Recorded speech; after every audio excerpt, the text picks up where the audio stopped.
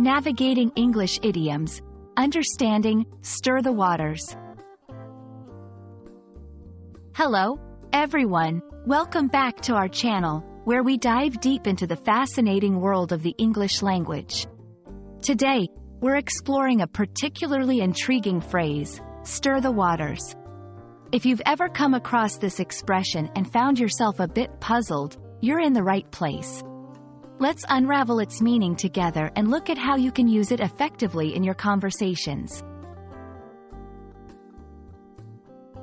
To stir the waters is an idiom that paints a vivid picture when you think about it. Imagine a body of water that's calm and tranquil. Now, picture something stirring it up, causing ripples or perhaps even waves. Metaphorically, this phrase refers to causing a disturbance or creating a situation where there's some level of upset or controversy. It's about disrupting the status quo or challenging the current state of affairs, often to bring attention to something important or to provoke a discussion. While the exact origins of this idiom are a bit murky, it's believed to be rooted in biblical or historical contexts where causing a physical disturbance in water could symbolize change or the introduction of chaos. Over time, stir the waters has evolved to represent any action that shakes up the norm or encourages people to think or react differently. Understanding these roots can help us appreciate the depth and richness of its usage in modern English.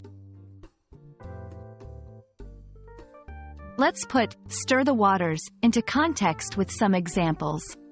In journalism, the investigative report really stirred the waters, leading to a public outcry for policy change.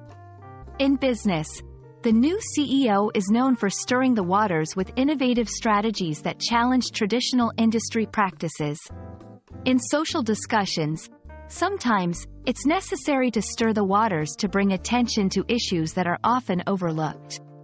These examples show that stirring the waters can be a powerful tool for change, prompting discussions, and encouraging new ways of thinking.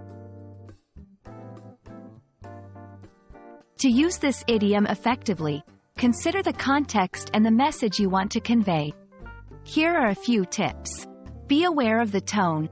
Stirring the waters can have positive connotations of initiating change but can also imply causing unnecessary trouble. Make sure your message is clear. Know your audience. This phrase is best used in situations where your listeners are open to debate or discussion. Use it to inspire. Highlight the potential for positive outcomes when you talk about stirring the waters, especially if you're aiming to motivate or encourage action.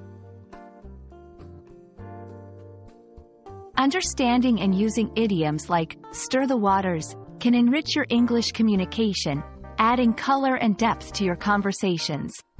We hope this exploration has clarified its meaning and inspired you to integrate it into your own language use.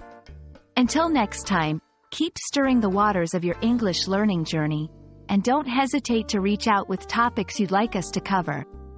Happy learning, and see you in the next video.